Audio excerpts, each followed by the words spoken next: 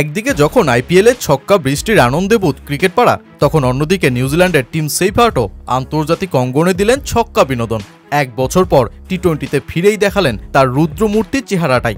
Brazilian সমর্থকদের হৃদয় কাঁদিয়ে আর্জেন্টিনার যেমন 4-1 ব্যবধানে জয় নিয়ে উল্লাসে মাতা, তেমনি নিউজিল্যান্ডও তো সেই আর্জেন্টাইন কীর্তিতেই ভাগাভাগি করল সেলিব্রেশন। কেননা তারাও যে 4-1 ব্যবধানে পাকিস্তানকে হারিয়ে বসেছে সিরিজে। টি-20তে ব্যাটে বলে পাকিস্তানকে রীতিমতো নাস্তানাবুদ করেই একের পর এক দাপুটে জয় তুলে নেওয়া কিউইরা শেষ ম্যাচে চমকটাই দেখিয়ে ছাড়ল ব্যাটে বলে। বল হাতে জিমি নিশামের পর ব্যাট হাতে টিম সেইফার্ট। ম্যান ইন গ্রিনরা তো চোখে যেন সর্ষে ফুলটাই দেখল ওয়েলিংটনে। 5 ম্যাচ টি-20র সিরিজটা নির্ধারিত হয়ে গিয়েছিল মাউন্ট মঙ্গানুইতেই। শেষ ম্যাচে তাই 3-1 সিরিজে জেতা নিউজিল্যান্ডের জন্য ছিল নিজেদের শক্তি দেখানোর ম্যাচ, আর পাকিস্তানের জন্য দলকে পুনরুজ্জীবিত করে ঘুরে দাঁড়ানোর। কিন্তু ওয়েলিংটন এবারও যে পাক শিবিরকে হতাশ করল ভীষণ রকম। ব্যাট হাতে অধিনায়ক সালমান আলীর কেবল অর্ধশতক রানের প্রতিরোধ গড়ে তোলা, আর শেষে শাদাব খানের 28 রান। জিমি নিশামের উইকেট তোলার গতির সামনে রীতিমতো অসহায় হয়ে পড়ে পাক ব্যাটাররা। আন্তর্জাতিক টি-20তে নিশাম যখন ক্যারিয়ারের প্রথম 5 উইকেট তোলার কীর্তিতে নাম লিখিয়ে বসেছেন, তখন পাকিস্তানের ইনিংস গিয়ে থামে 128 রানে।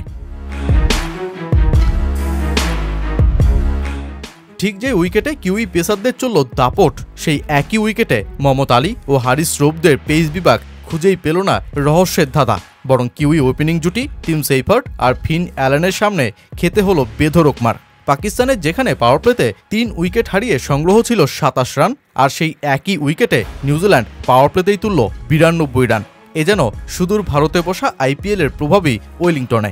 ফিন অ্যালেন 27 রানে ফিরলেও অপ্রতিরোধ্য হয়ে ওঠা সেইফার্ট 23 বলেই 50-র ইনিংসটাকে নিয়ে যান 38 বলে 97 রানের ঘরে।